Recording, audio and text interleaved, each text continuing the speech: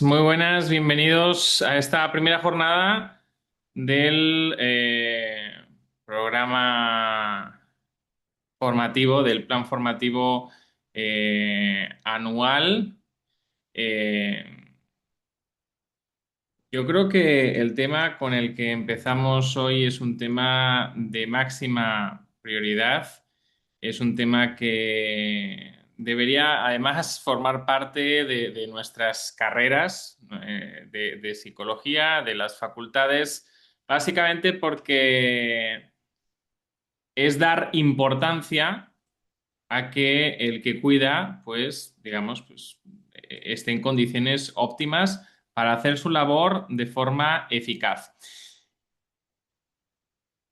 Puede ser que en un pasado este tema pues estuviera en la mesa, sobre todo porque no todo fue malo con el psicoanálisis, ¿no? No todo fue malo. En este caso, la parte de primero trabájate tú para después trabajar con otros, yo creo que fue algo esencial del psicoanálisis, aunque a lo mejor pues obviamente era un esquema de trabajo pues que tenía muchos errores de base, ¿no? Pero ese concepto de cuídate para cuidar a otros, yo creo que, bueno, era primordial, ¿no? Con la cognitivo-conductual puede ser que esto lo hayamos perdido, pero es importante que lo podamos recuperar. Y por eso, pues bueno, el plan formativo anual de este año empieza con temas tan importantes como este. No porque sea un tema de relleno, no es un tema de relleno, no es un tema trivial, es algo esencial porque además la evidencia científica lo que nos muestra es que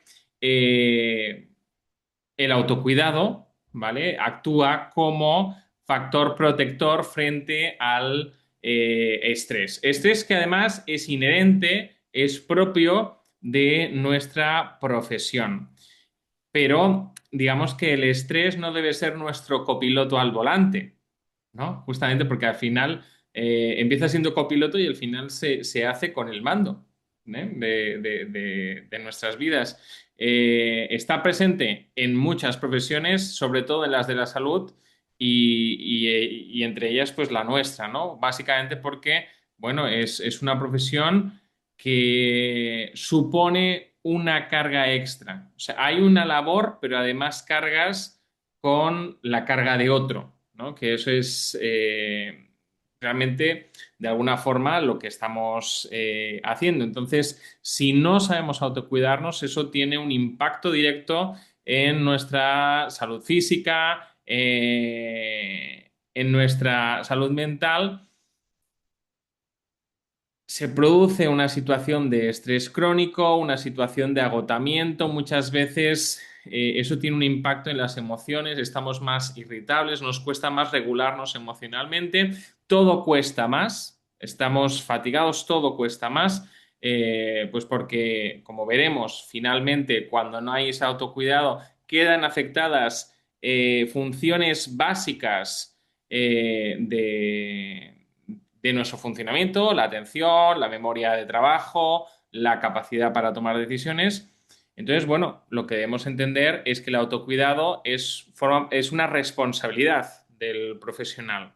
El autocuidado, además, es una responsabilidad no general, sino una responsabilidad ética de nuestra profesión. Y bueno, pues el cuidado debe empezar por nosotros. Así que, bueno, vamos a empezar con la charla de hoy.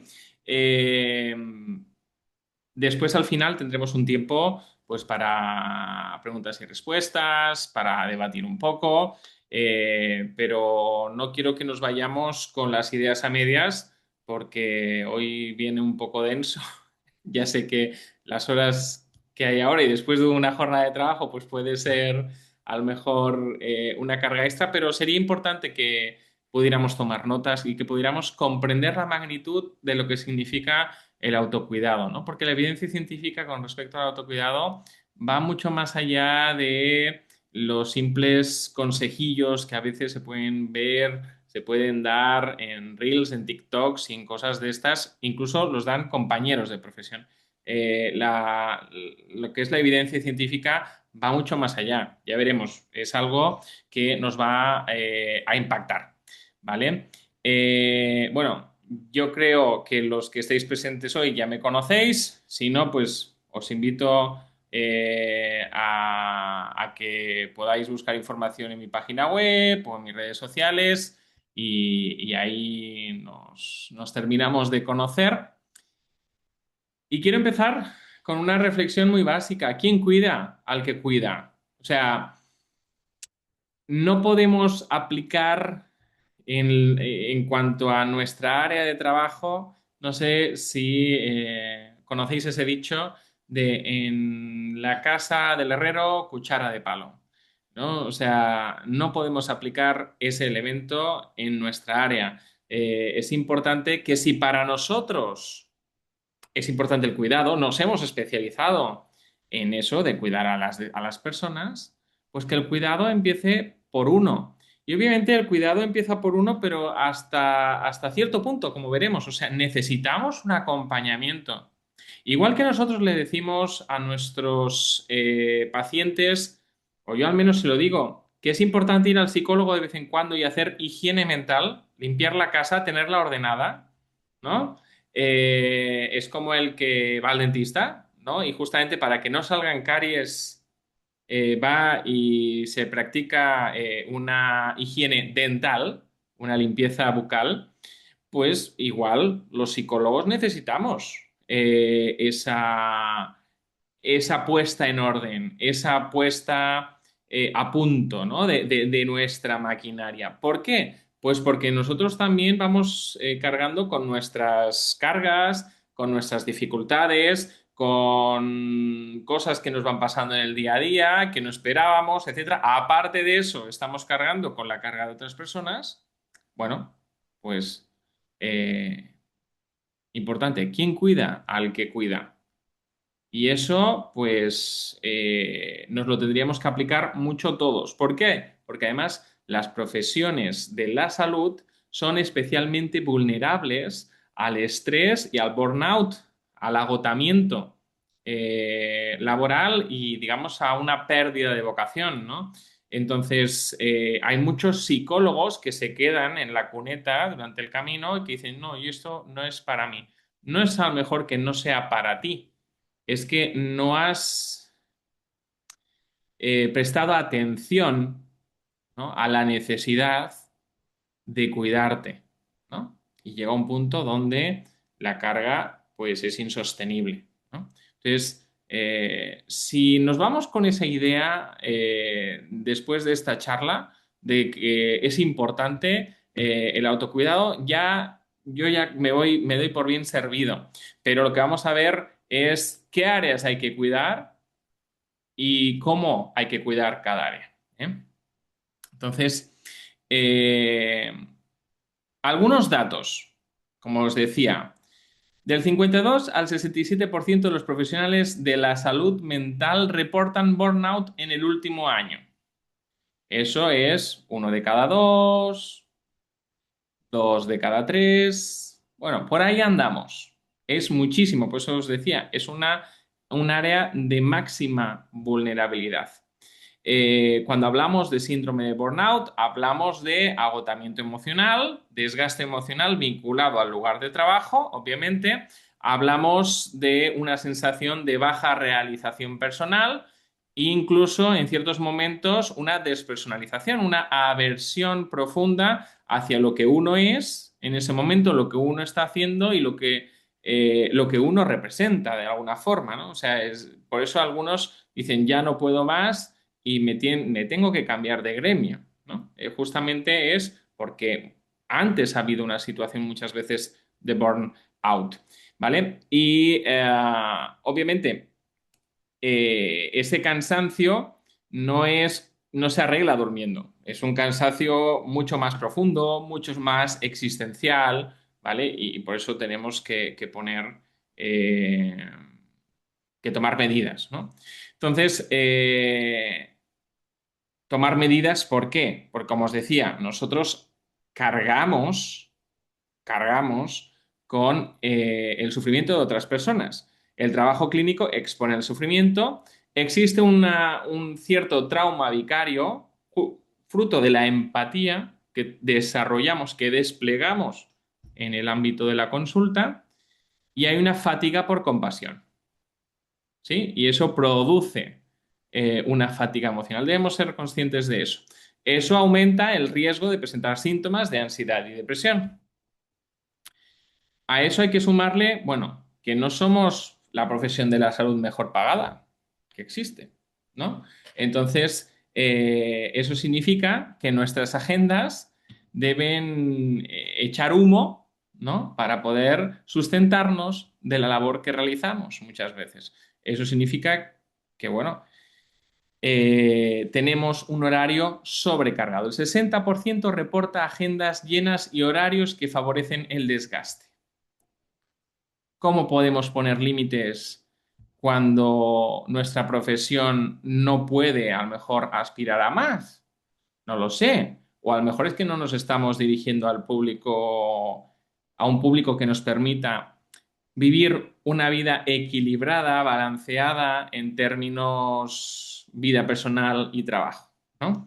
Entonces, además, todo esto si dijeras, bueno, solamente me afecta a mí. No, no, es que termina afectando a la eficacia terapéutica porque termina afectando a la alianza terapéutica. El burnout en terapeutas se asocia además a peores resultados clínicos en los pacientes.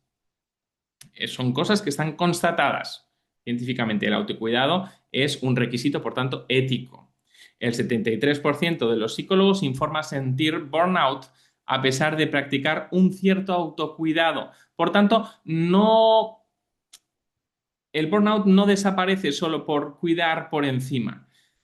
Necesitamos hacerlo de forma sistemática, estructurada y supervisada. Que ese es el punto importante también de la jornada de hoy. Entender esto. Supervisada. ¿Quién cuida al que se cuida? Necesitamos que alguien cuide al que se cuida. Necesitamos que alguien cuide del psicólogo. Y eso no habla peor del psicólogo, habla mejor. Porque como vemos, influye en el resultado clínico. Eso es lo interesante. Influye en el resultado clínico.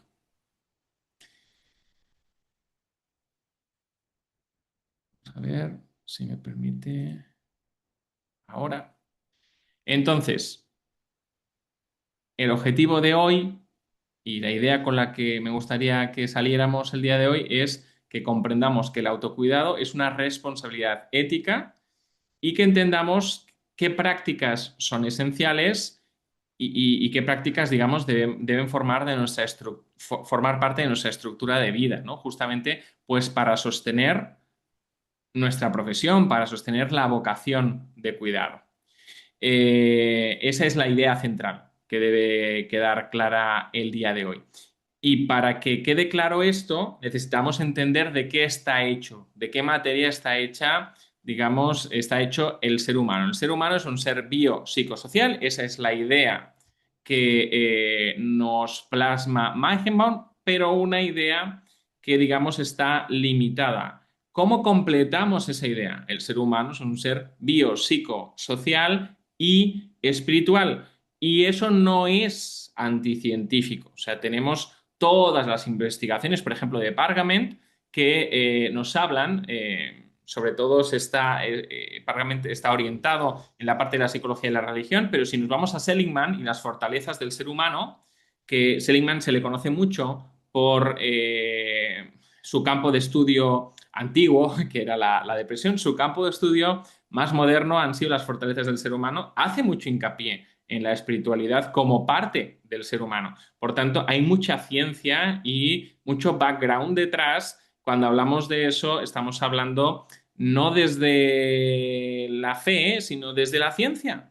Lo espiritual es parte del ser humano, es parte de lo que necesitamos cuidar. Necesitamos cuidar cada dimensión. Cada dimensión requiere cuidados específicos.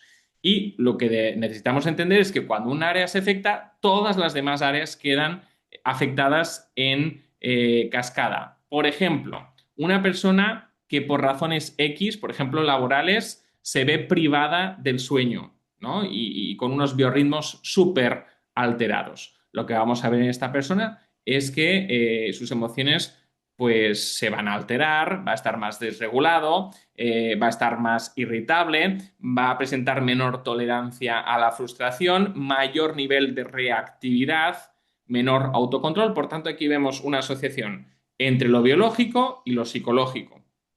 Pero también, por ejemplo, podemos ver una relación a la inversa, ¿no? El estrés emocional sostenido, hablaríamos de la parte psicológica, puede terminar somatizándose a contracturas musculares, cefaleas, problemas gástricos, alteraciones del descanso. Por tanto, es un camino de ida y venida, ¿sí?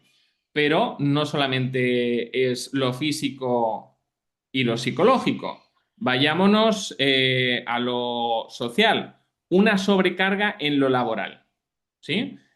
Una sobrecarga en lo laboral, pues puede producir aislamiento, pérdida de, por tanto, de apoyo social, porque la persona que se aísla, digamos que pierde ese beneficio, y una disminución de la oxitocina necesaria para regular el estrés. Por tanto, la parte social afecta la parte biológica y psicológica. Vámonos al burnout. El burnout es lo psicológico también, ¿no?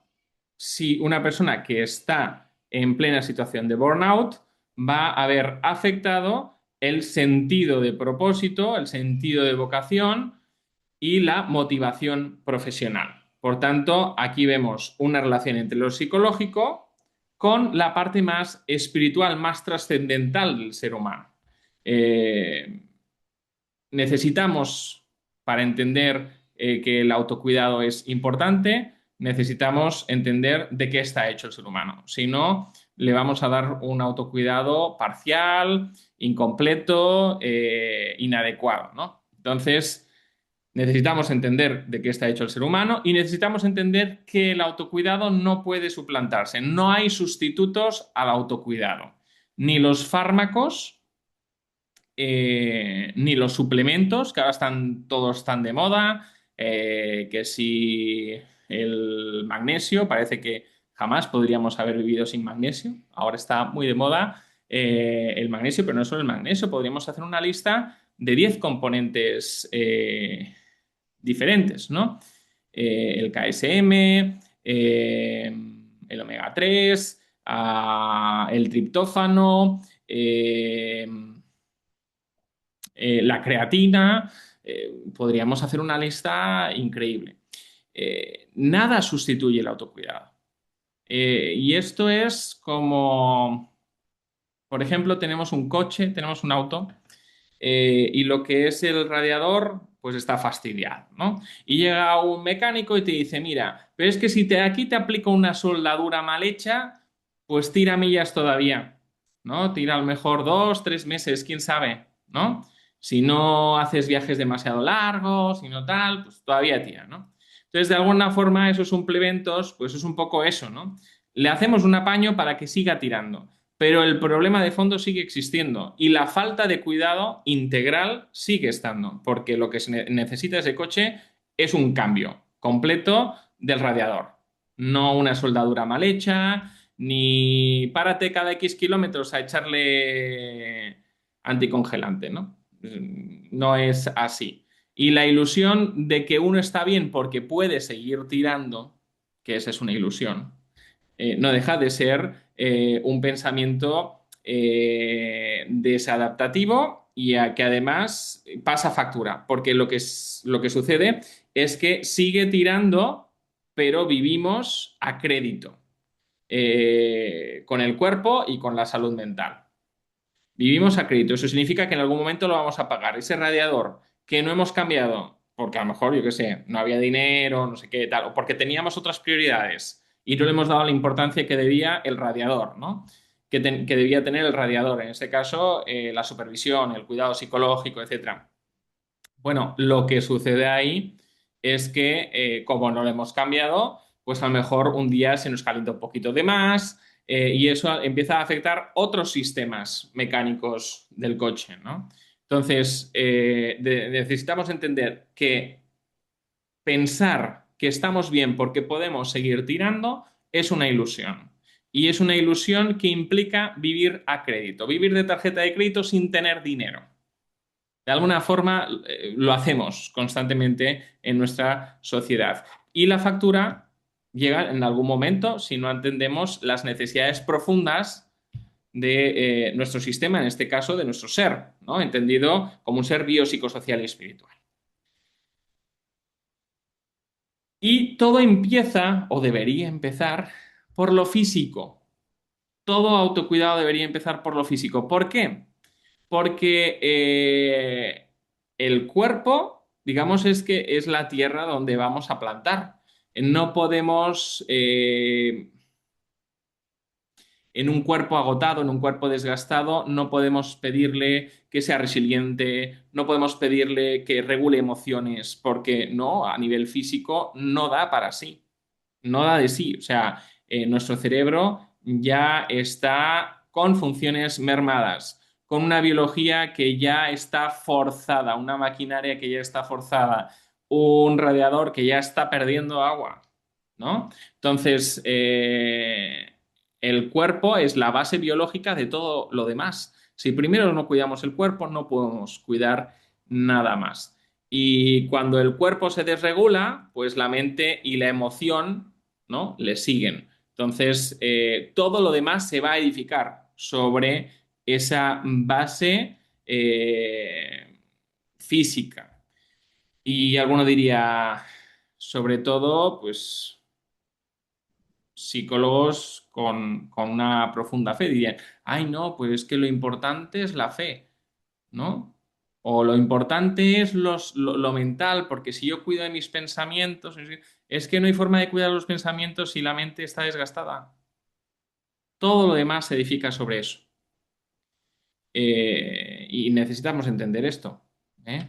Primero es el autocuidado físico. Es como tenemos una madre que ha tenido un bebé, que no duerme, que además se alimenta mal porque no tiene apoyo de la familia, que no tiene tiempo ni para mirarse al espejo, ni para arreglarse, ni para dormir de más, ni para nada, ¿no?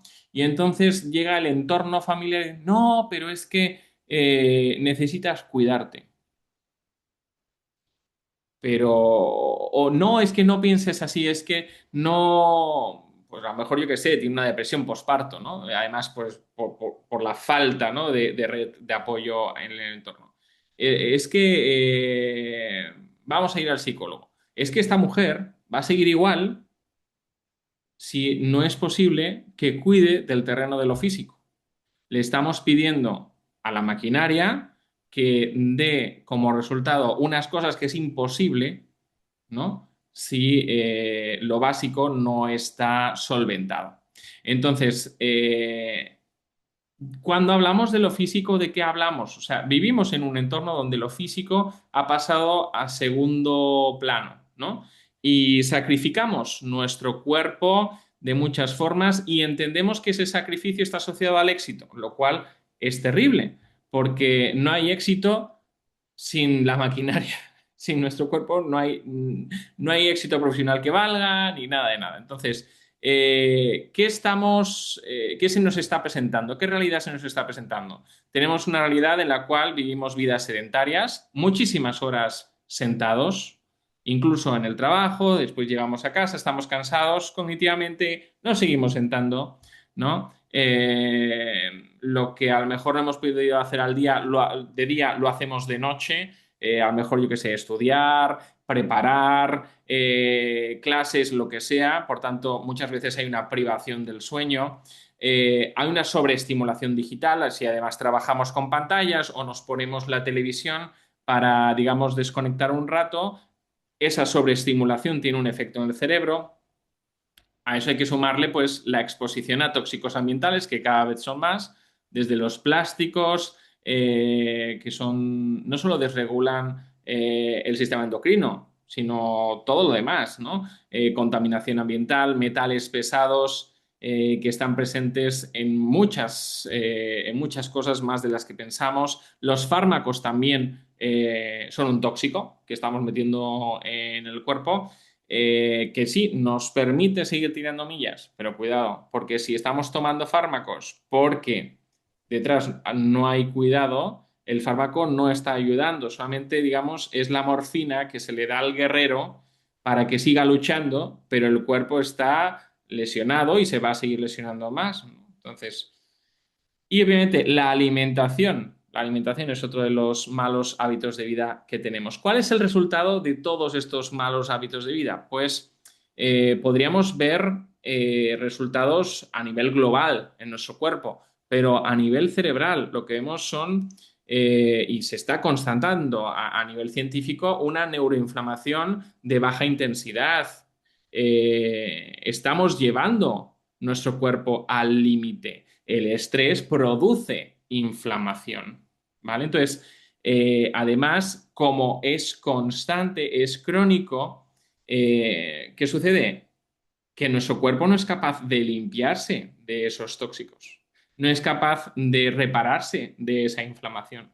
Entonces, el resultado de todo esto, entre otras cosas, es que aparece el cansancio, aparece la irritabilidad, la desregulación emocional. ¿Qué necesitamos cuidar para todo esto? Para regular todo esto. Pues lo primero y esencial, que además es pregunta de entrevista clínica de primero, ¿cómo duermes? ¿No? No es porque seamos expertos de la clínica del sueño, sino porque el sueño se ha demostrado que es un biomarcador. El sueño nos muestra que hay un problema o que está por haberlo. O sea, que aunque no se haya presentado, se va a presentar dentro de poco. Porque el sueño, por lo general, se altera antes de la manifestación sintomática de muchos trastornos diferentes y es, por lo general, también el último en acabar de regularse. ¿Sí? Entonces, el sueño es un área que debemos trabajar y debemos aprender a trabajar sí o sí. No vale que ya dormiré mañana.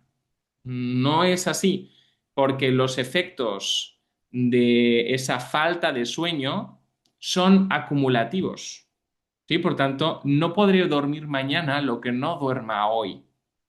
Eso es importante entenderlo. Entonces, ¿qué consecuencias tiene dormir mal en general? Y además, pues eso, levantarte sin que el sueño haya sido reparador, etcétera.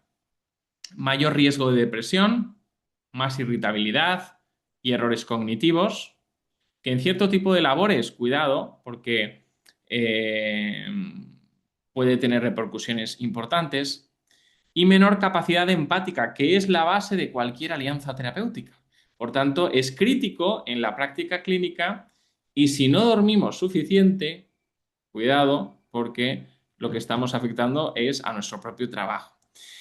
¿Y qué es lo que necesitamos para dormir bien? Porque lo que sucede es que, digamos, lo que nos enseñaron a nosotros es que la fase importante del sueño es la fase REM, ¿no?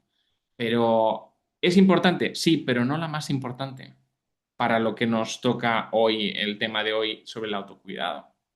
La fase más importante es la fase del sueño profundo, fase 3, fase 4 del sueño. Fase 3, fase 4 del sueño, por tanto, sueño de ondas lentas, ¿vale? ¿Qué sucede cuando estamos en fase de ondas lentas? ¿No? Primero, por unas alteraciones, oscilaciones en la noradrenalina, ¿vale? Que no voy a explicar hoy, pero bueno, podéis investigarlo. Las neuronas reducen su tamaño. Por tanto, el espacio entre neuronas, el espacio intercelular aumenta. ¿Y qué es lo que sucede ahí? Que el líquido cefalorraquídeo, que es ese líquido que baña nuestro cerebro, cuando esto ocurre solo en el sueño de ondas lentas, el líquido cefalorraquídeo fluye limpiando nuestro cerebro de residuos, lo cual es interesantísimo. ¿Qué cosas limpia en nuestro cerebro? Limpia de proteínas neurotóxicas, todas ellas vinculadas a trastornos neurodegenerativos. Por tanto, no vale que haga yo muchos sudokus, ¿eh?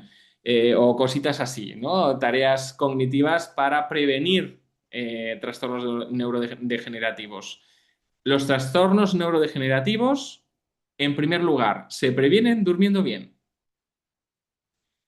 Y durmiendo bien desde ya, no desde mañana. Porque ¿qué sucede? Que justo el sueño de ondas lentas se va reduciendo conforme vamos creciendo, vamos envejeciendo. De forma que una persona con 60 años, por lo general, en términos generales, puede haber reducido su tiempo de sueño de ondas lentas hasta en un 50% con respecto a una persona de 30 años. Así que esto se cuida desde muy jovencitos, no es bueno, como soy jovencito, pues mira, que es lo que habitual, ¿no? La gente hace, ¿no? Pues puedo estudiar por la noche porque me va fantástico estudiar por la noche, etcétera. O sea, hacemos prácticas que no son sanas. Empezamos a hacer prácticas que no son sanas, que tienen efectos acumulativos y después, cuando ya a lo mejor tenemos el tiempo para dormir y para descansar bien, ¿qué sucede? Que nuestro cerebro ya no es igual de eficaz para producir esas ondas lentas, ¿no? Que son tan necesarias para limpiar nuestro cerebro y para, bueno, pues regular, para eliminar inflamación, etcétera, ¿no? Entonces, limpia de proteínas neurotóxicas, limpia de radicales libres asociados, entre otras cosas, a la vejez, pero obviamente también al mal funcionamiento en general, ¿no?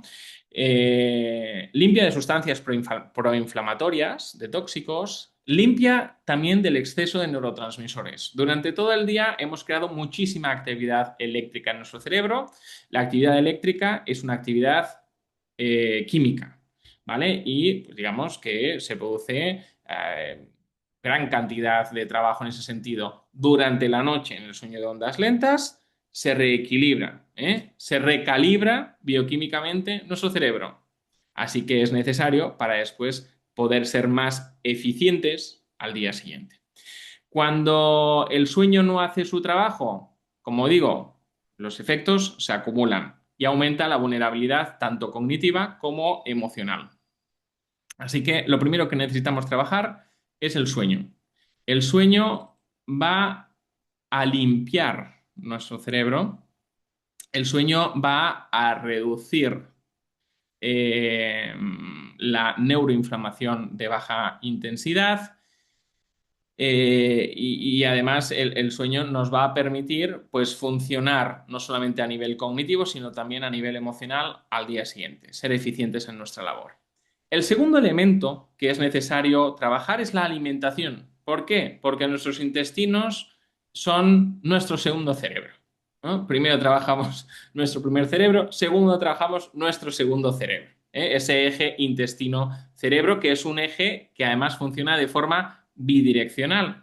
¿Por qué? Pues bueno, porque en el sistema gastrointestinal se produce más del 70% de la serotonina que se produce en nuestro cuerpo, ¿sí? Entonces, eso, cuidar de nuestros intestinos, influye en el estrés, en la inflamación, en el estado de ánimo, etc. Nuestro estrés produce en nuestro intestino mayor permeabilidad. Eso significa que los tóxicos a los que estamos expuestos constantemente, digamos que ya no tienen barrera protectora y digamos que ya son capaces de pasar esa barrera, ¿no? Y afectar nuestra salud, ¿sí? Producen además una alteración a nivel de esta parte de la serotonina. Por tanto, eso tiene un impacto en nuestro cerebro, tiene un impacto en nuestra vida cognitiva, nuestra vida emocional. ¿Sí? Y hay alimentaciones que son proinflamatorias y alimentaciones que, por lo contrario, nos ayudan a regularnos. ¿Vale?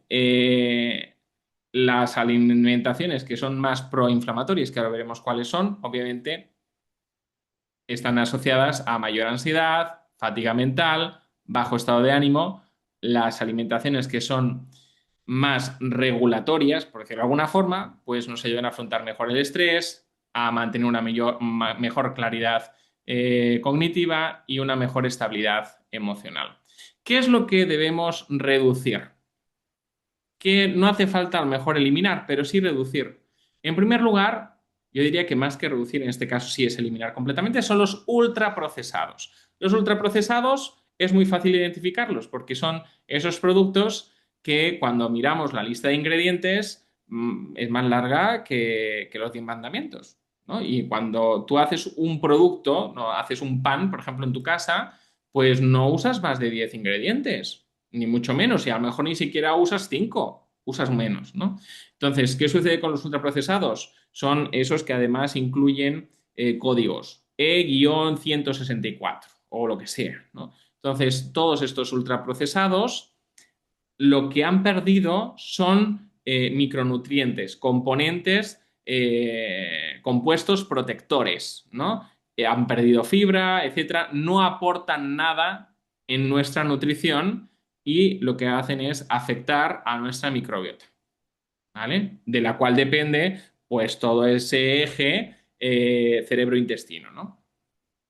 Reducir los ultraprocesados, reducir las harinas de trigo blanco actuales, las no integrales.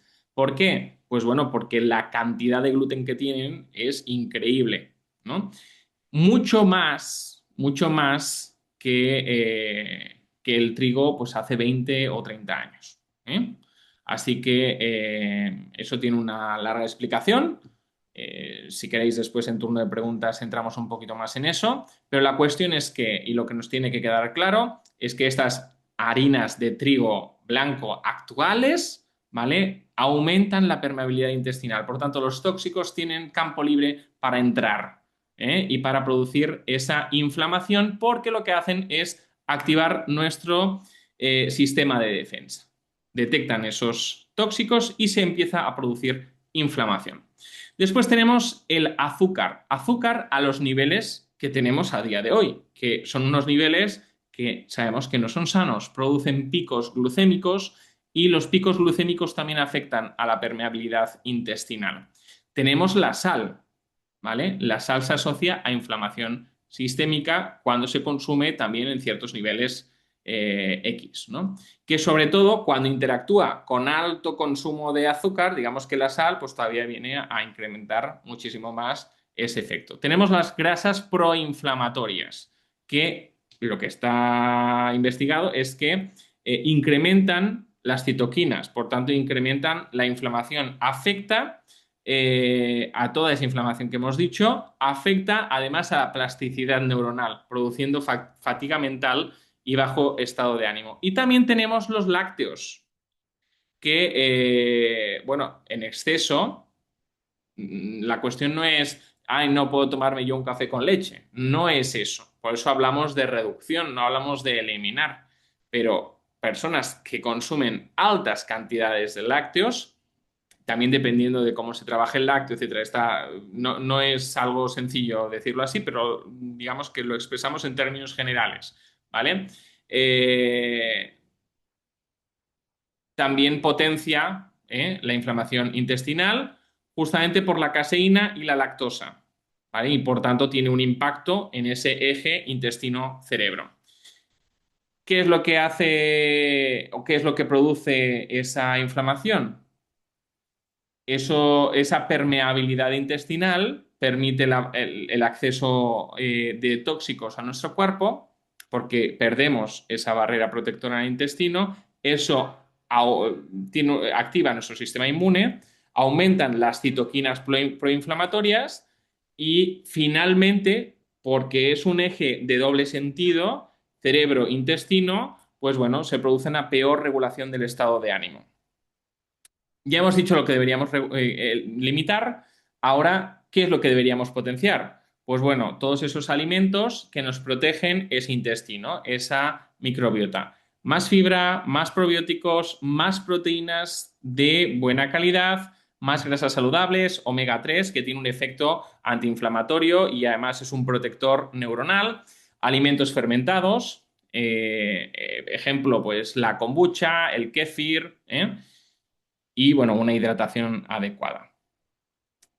Si tuviéramos que escoger qué dieta sería la mejor, la más idónea para proteger todo esto, pues hablaríamos de la dieta mediterránea. La dieta mediterránea es alta, es rica en frutas, en verduras, en granos integrales, en grasas saludables. El aceite de oliva es un ejemplo de eso. virgen extra, que es el que mantiene el omega 3, no esos derivados más baratos, ¿vale? Tiene una gran cantidad de nueces, frutos secos, pescado rico en omega 3. Por tanto, la dieta mediterránea está asociada y hay estudios clínicos que lo corroboran, a menor riesgo de depresión y mayor bienestar general. Ya hemos hablado del sueño, ya hemos hablado de la alimentación, aunque del sueño nos hemos dejado el último punto, lo de la fatiga mitocondrial, hablaremos un poquito más adelante. Ahora vamos a hablar del ejercicio, ejercicio físico, que es el gran antiinflamatorio. ¿Qué es lo que nos dice las recomendaciones médicas? En principio deberían ser 6, perdón, 3 horas al menos de ejercicio semanal. Yo lo que recomiendo a mis pacientes siempre es hacer marcha, que no es caminar, no es pasear y tal, es, digamos, hacer trabajar un poquito la parte cardiovascular, hacer marcha media hora al día. Media hora al día, 6 días a la semana. El domingo o el día que queramos descansamos. ¿Sí? Eso mejora la salud cardiovascular y además reduce ansiedad y depresión. ¿Por qué reduce ansiedad y depresión? Por el factor neurotrófico derivado del cerebro, el BDNF. ¿Qué es lo que hace el BDNF que se libera cuando se produce y se libera cuando estamos haciendo ejercicio físico activo? Bueno, pues lo que hace es proteger las neuronas frente al estrés y la inflamación, actúa como factor protector frente a los burnout, por tanto, ¿vale? Favorece la neuroplasticidad, por tanto, la capacidad del cerebro de adaptarse, de aprender y como favorece la neuroplasticidad, pues ya tenemos que pensar directamente en memoria, memoria de trabajo, atención y también, que a lo mejor no habíamos pensado en eso, regulación emocional. Eh, y al final lo que sucede es que todo suma, ¿vale? Porque el ejercicio regular favorece la liberación de BDNF, el sueño adecuado favorece su síntesis y acción, la alimentación antiinflamatoria protege su función porque entonces no se liberan otras sustancias que lo que hacen es inhibir el efecto del BDNF. Y si a eso además, obviamente, en última instancia, pues le sumamos ese trabajo psicológico profundo, saber gestionar el estrés, saber tomar tiempos de relajación, tiempos dedicados a la espiritualidad, oración, etcétera, todo eso, obviamente, reduce el cortisol. Y cuando reducimos el cortisol, ¿qué sucede? Pues que damos espacio a que ese BDNF haga libremente su función. ¿Sí? Si no la hace, ¿cuáles son los últimos hallazgos? ¿Qué es lo que vemos? ¿Qué es lo que vemos? Que además, pues oye, a veces que nos vamos estirando por las esquinas, ¿no? De la fatiga que llevamos.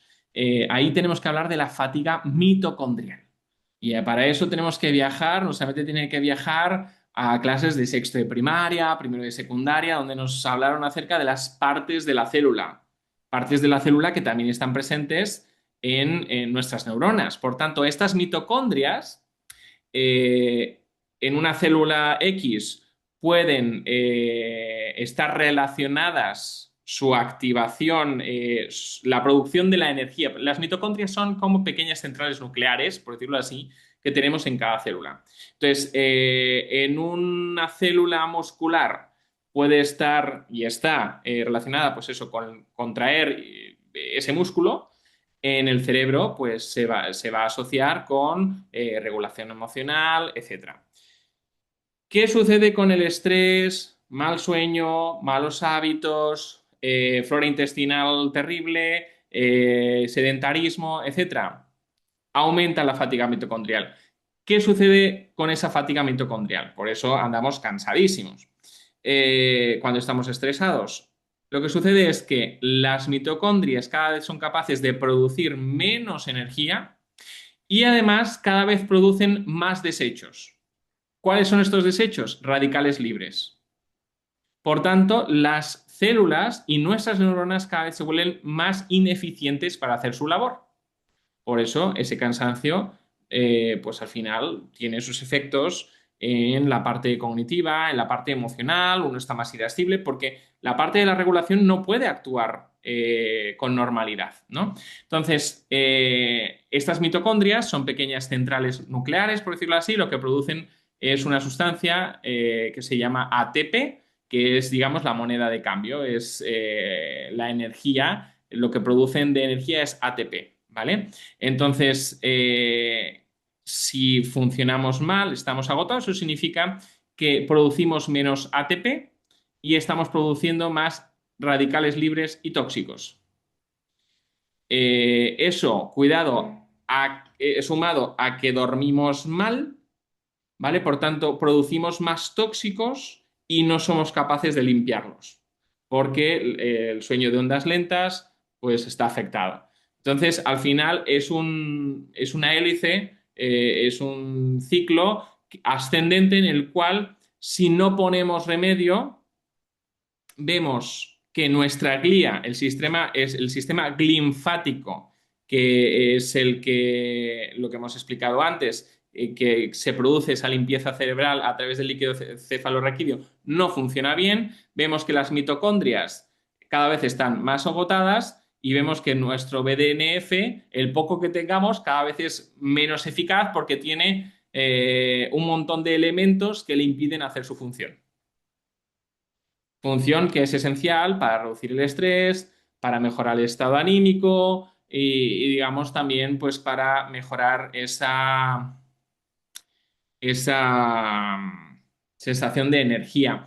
¿Cómo alimentamos nuestras mitocondrias? Con esos alimentos que hemos dicho antes, porque los mismos alimentos que alimentan nuestras mitocondrias también están alimentando muchas veces, casi todos ellos, nuestra flora intestinal y también son ricos en triptófano, están alimentando también nuestro cerebro y nuestro bienestar emocional.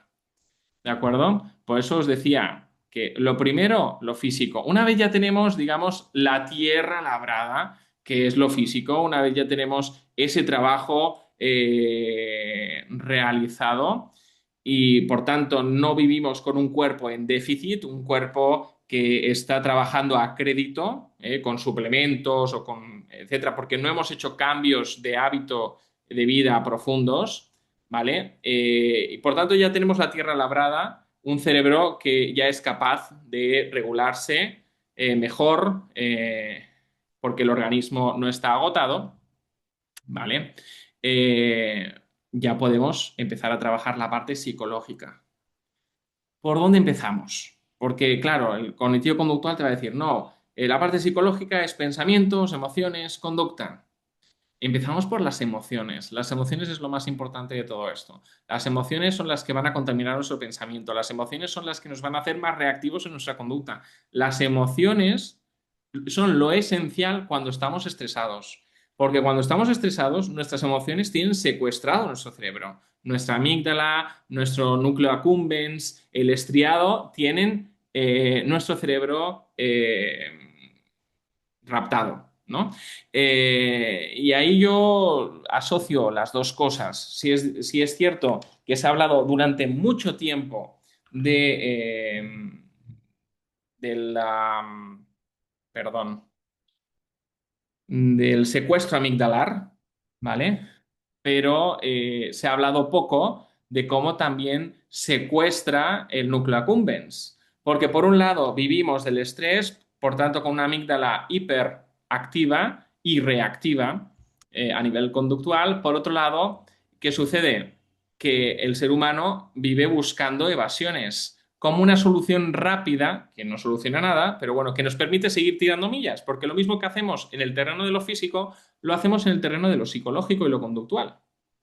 Entonces, ahí es donde aparecen todas las adicciones. Algunas más socialmente aceptables y otras menos. Por tanto, lo que hacemos es entrar en una dinámica donde hay cortisol, hay evasión dopaminérgica que no resuelve el estrés y por tanto finalmente vamos a seguir aumentando ese cortisol y cada vez va a haber más búsqueda de evasión para intentar compensar, pero no se compensa nada porque no se resuelve nada.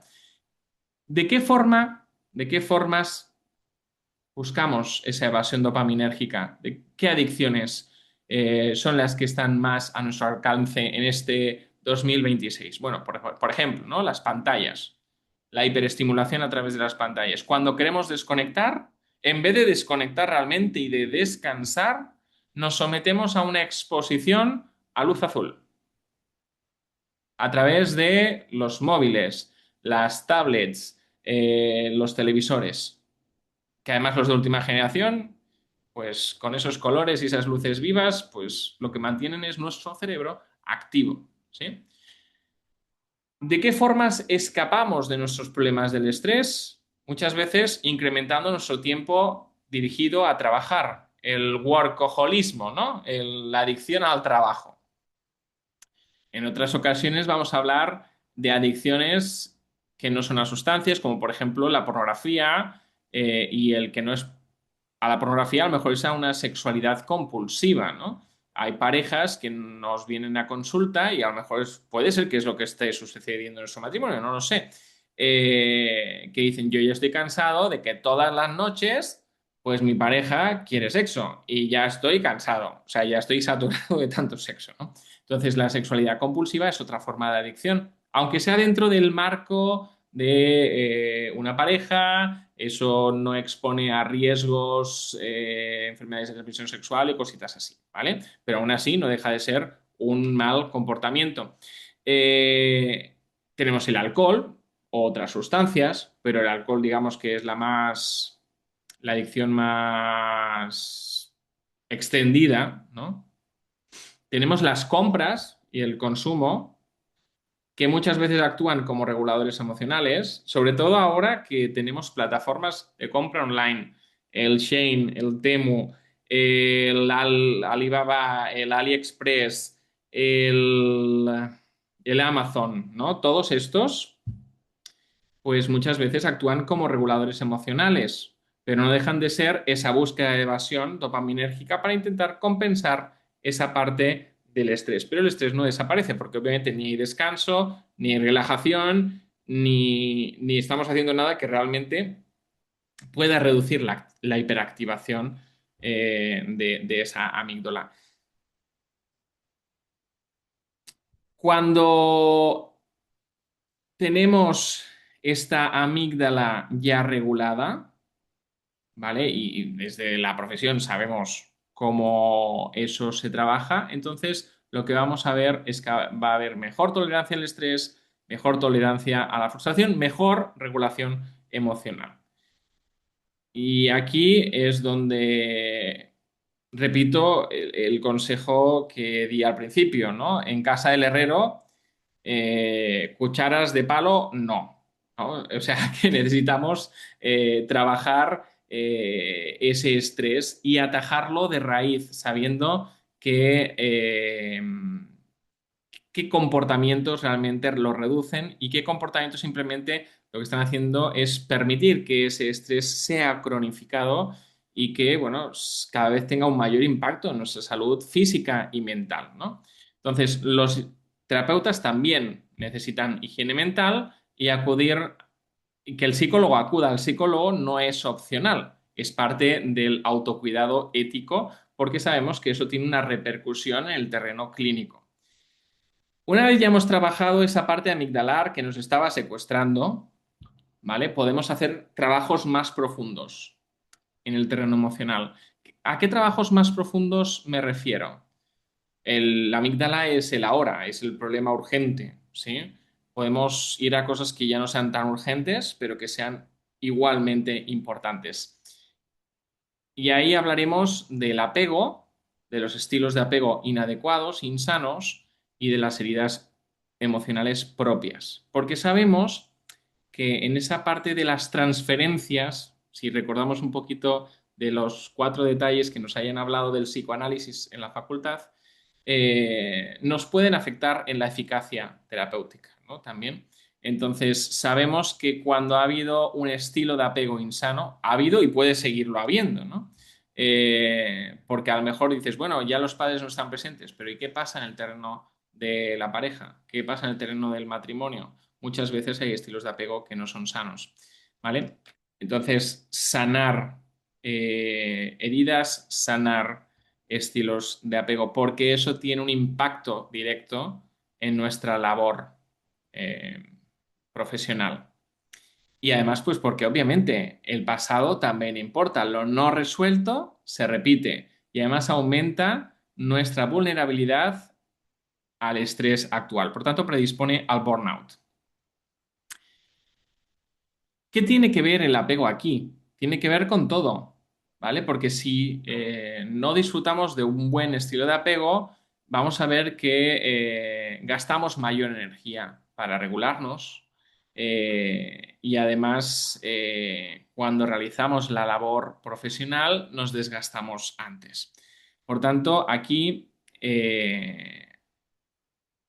un acompañamiento profesional no es opcional. La supervisión clínica, el acompañamiento psicológico del psicólogo es esencial. ¿Por qué? Porque nos va a evidenciar patrones de transferencia que estemos manifestando dentro de la consulta, porque nos va a permitir fortalecer los límites dentro del ámbito terapéutico y porque va a evitar de alguna forma que nuestro sistema emocional entre en modo reactivo, ¿no? Y que esas reacciones pues se puedan manifestar en el terreno de lo clínico.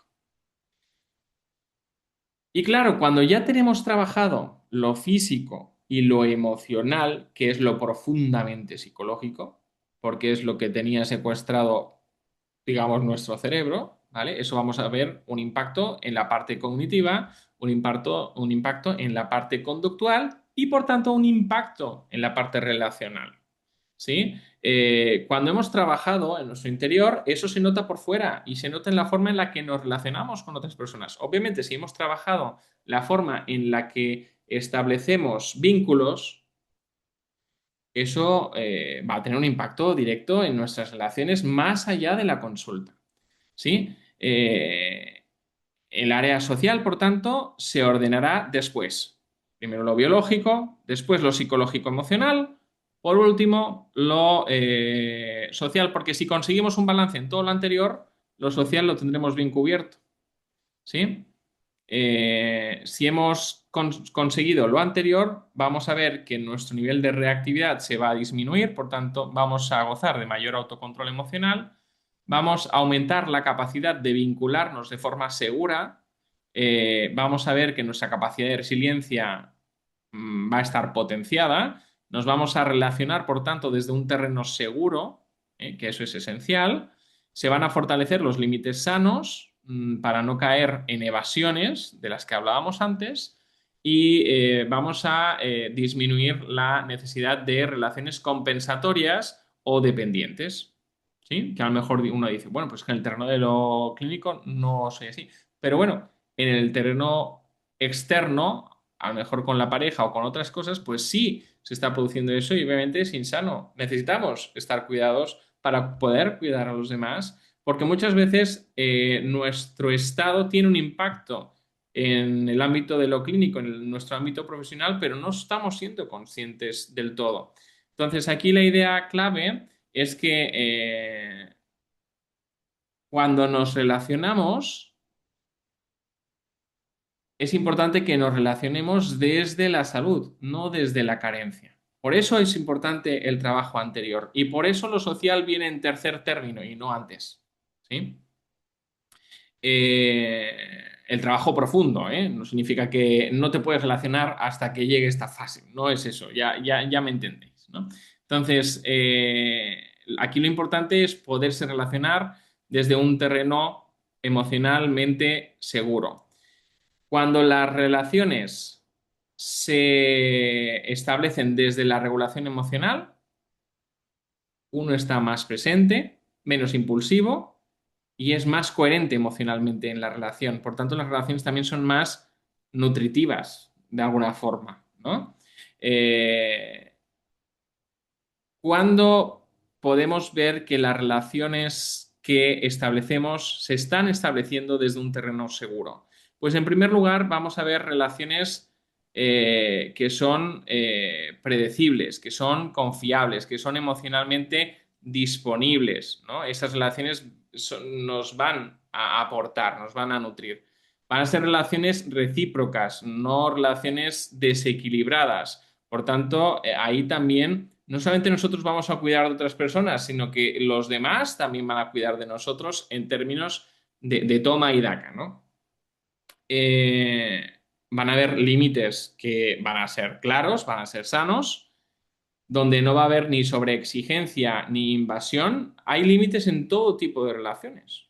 En las relaciones matrimoniales, en las relaciones de amistad, en las relaciones padre-hijo, etcétera, ¿no? Y eso lo trabajamos constantemente en el terreno terapéutico. Lo que sucede es que a veces, pues, como decía, en casa del herrero cuchara de palo. Necesitamos poner esos límites. Cuando tenemos ese trabajo previo y realizado, nos es más fácil establecerlos. ¿Sí? Y además van a ser relaciones que regulan, que no producen ansiedad, que no producen evasión, que no producen miedo, que, ¿sí? Por tanto,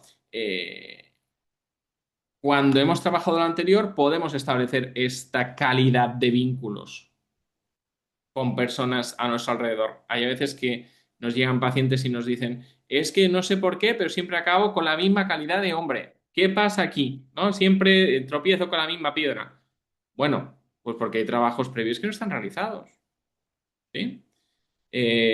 O es que no soy capaz de encontrar amistades que no me traicionen. Bueno, porque a lo mejor no se han puesto límites adecuados, etcétera. Pero ¿cuál es la causa de todo eso? Bueno, hay que ir al apego, hay que ir a otras cosas previamente, ¿sí? Dentro del autocuidado. Y así es como podemos además establecer relaciones que tengan sentido, relaciones que realmente nos aporten, ¿sí? Que estén alineadas a nuestros valores, a nuestro propósito de vida y que realmente sean relaciones que nos acompañen, no que nos estorben, ¿no? En el sentido y propósito de vida que tenemos.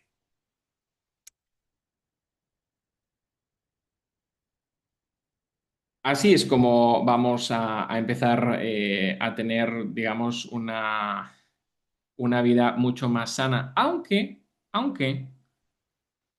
no completa.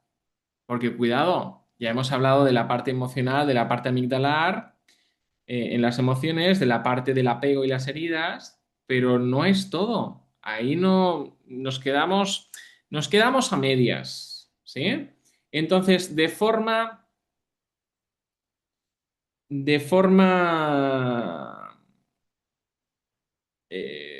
simultánea, a lo social podemos trabajar la cuarta fase. ¿Cuál es la cuarta fase? La fase de lo espiritual. Y es importante establecer una diferencia entre lo espiritual y trascendente con la religión. Porque alguien puede ser muy practicante de una fe, puede ser el mejor de los cristianos, ¿no? En cuanto a conducta y tal, y tener esta área de su vida completamente descuidada. Cuando hablamos del área espiritual, del área trascendente, ¿a qué nos estamos refiriendo? Nos estamos refiriendo, ¿vale? Y aquí hablamos no desde una perspectiva anticientífica, sino de una perspectiva completamente científica. Nos estamos refiriendo a la capacidad humana básica de dotar de sentido a la experiencia. Por tanto, la persona que goza de una buena salud en este terreno es una persona que ha sabido responder las preguntas ¿para qué? ¿Por qué? ¿Y hasta dónde? ¿Sí? ¿Qué incluye la dimensión espiritual? Sentido y propósito de vida. De este punto, sentido y propósito de vida, se descuelga, se sostiene la vocación profesional. Porque entonces ya no trabajo para ganar dinero, trabajo por un llamado. ¿Sí? Hago esto no por dinero, hago esto porque aporta un bien a la sociedad y yo he sido llamado a hacer ese bien a la sociedad. Entonces, cambia nuestra perspectiva de la profesión, obviamente, ¿sí? Eh, la dimensión espiritual también incluye una conexión con valores trascendentes, una congruencia, por tanto, entre valores y conducta. Cuando no gozamos de esta capacidad de trascendencia es cuando vemos profesionales que en el terreno de lo profesional dejan sus valores en el perchero de casa, bien colgaditos, ¿no? Y no están manifestando quiénes son, ni siquiera su fe, no la está manifestando conductualmente a través de sus valores en el terreno profesional. Por tanto, no hay virtud sin trascendencia. Y no hay virtud sin trascendencia porque cuando hay trascendencia, nuestros actos importan más allá del momento presente. Tienen un impacto que va más allá. Cuando somos conscientes de eso, entonces somos conscientes de que nuestros valores importan. ¿Eh? Importan en todos los terrenos de nuestra vida, no solo en el terreno de la fe o de la religión. ¿Sí? Y por último, hay otro elemento dentro de la trascendencia, dentro de la espiritualidad, que es la esperanza y la fe. ¿Sí? Que tiene un sentido en lo psicológico profundo, porque la esperanza y la fe jamás pueden ser vistos como ingenuidad. Sabemos que nuestra sociedad puede ver la espiritualidad como ingenuidad, pero no, es un recurso profundo cuando el control se agota. ¿Sí? Y cuando los resultados no dependen de nosotros únicamente. Por tanto, ahí es donde recurrimos al elemento trascendente, recurrimos a Dios. ¿Sí? Eh, y esto tiene un impacto directo en lo psicológico. ¿Eh? La dimensión espiritual tiene un impacto en lo psicológico, porque lo que está demostrado es que nos ayuda a regular el estrés, mejora nuestras habilidades de resiliencia, nuestra motivación profunda, también nuestra motivación profesional mejoran, obviamente, y nuestra vocación profesional queda sostenida por esa espiritualidad y ese sentido de trascendencia. Por tanto, esa espiritualidad previene el burnout. Cuidar lo espiritual es cuidar el bienestar personal. Da sentido a nuestra vida, da sentido al esfuerzo que dedicamos en lo profesional, da sentido al desgaste y eso no significa que no vaya a haber pruebas, eso no significa que no vaya a haber retos, eso no significa que no vaya a haber desgaste, pero el elemento trascendente nos da una perspectiva completamente distinta y una actitud completamente diferente frente a ese desgaste emocional. ¿Sí? Cuando el sentido está cuidado, los retos y las pruebas no desaparecen, pero se procesan de otra forma. Así que ahí está la importancia de esta dimensión. ¿Eh? Una dimensión que, repito, va más allá de la fe entendida como la entiende el mundo en general, de esa fe entendida como religión, como conjunto de prácticas que creen en un ser superior. ¿Sí? Eh, ¿Por qué? Porque implica preguntarse este elemento trascendente: ¿quién soy? ¿Quién quiero ser? ¿Para qué hago lo que hago? ¿Sí? Y muchas veces nos encontramos con personas de fe que no tienen, no poseen ese elemento trascendente.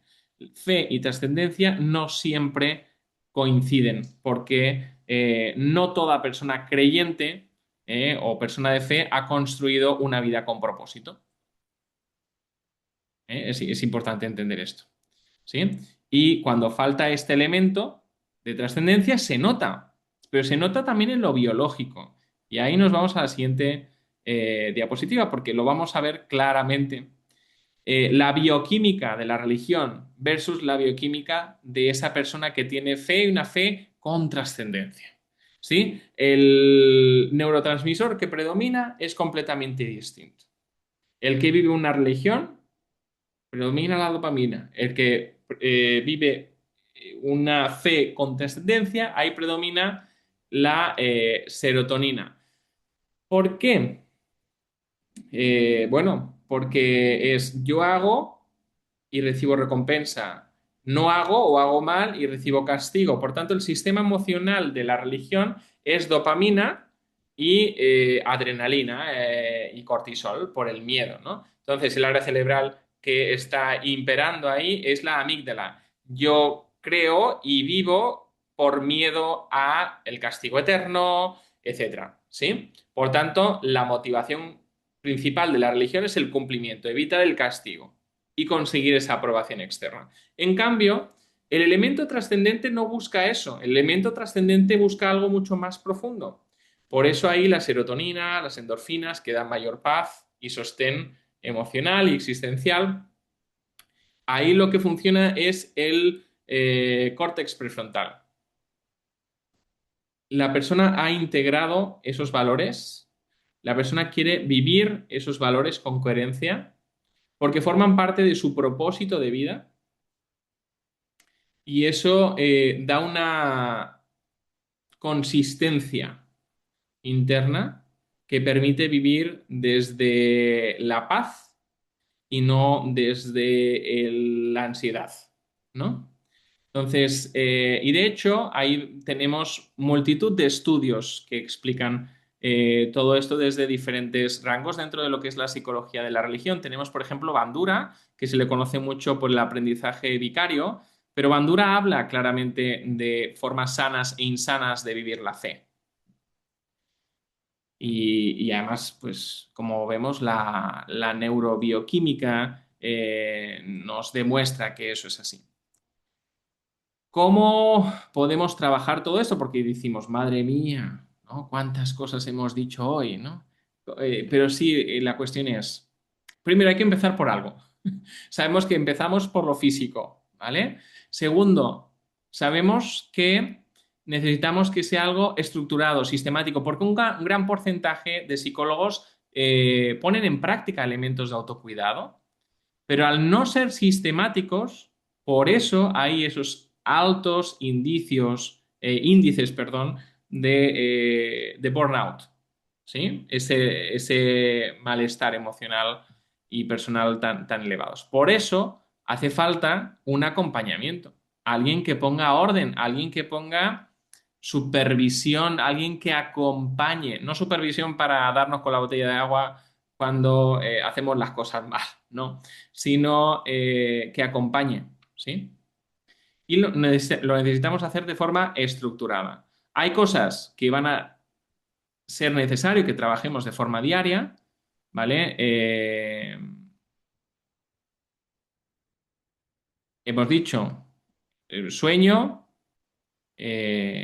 alimentación, ejercicio, ¿sí? Cuando hablamos de sueño hablamos de descanso, que es más que dormir, ¿no?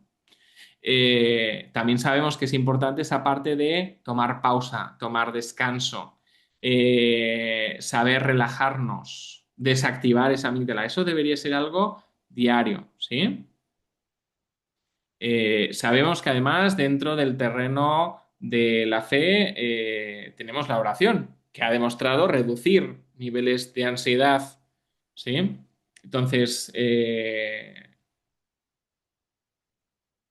es necesario poner límites, sobre todo a esa parte de evasiones que no permiten el descanso, límites digitales en horarios de exposición a pantallas y, bueno, pues podemos empezar a trabajar a nivel diario con un diario emocional para empezar a trabajar esas emociones. A nivel semanal, pues podemos revisar nuestros horarios, revisar qué pasa con la cantidad de pacientes, cómo equilibramos vida personal, vida profesional, ¿sí? Si estamos dedicando tiempo a nutrirnos, ¿sí? También a través del contacto social, oxitocina, que sabemos que reduce el cortisol, mejora los niveles de serotonina, reduce la necesidad de búsqueda de dopamina, la oxitocina. Por eso, cuando alguien que es adicto se encuentra en un retiro espiritual o en unos días fantásticos entre amigos, etcétera, se le olvida su adicción. ¿Sí? Porque cuando hay oxitocina, necesitamos buscar menos la dopamina.